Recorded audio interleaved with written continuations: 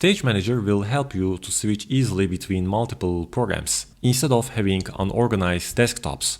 And in this video, I will show you how to activate and use the Stage Manager on your Mac. So while you are working with multiple programs, it might be difficult to switch between them.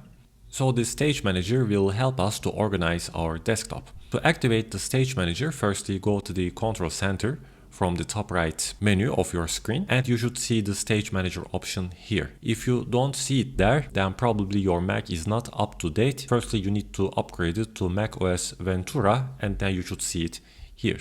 Now click on this button, and now the Stage Manager is activated.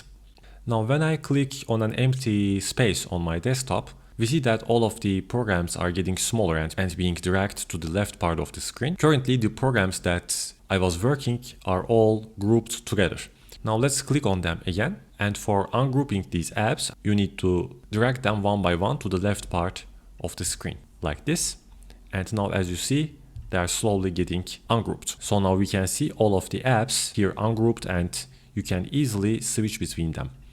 But currently, since the Stage Manager is activated, we can't see the apps and the folders that are currently on our desktop. So basically click with your mouse once, and now they are visible back, but the Stage Manager is gone. If you want to see the Stage Manager back, then basically hover on the left side of the screen with your mouse, and now they are visible again. And then easily you can continue working with these apps and switch between them easily. If you find this video helpful, please hit the like button, and thank you guys for watching.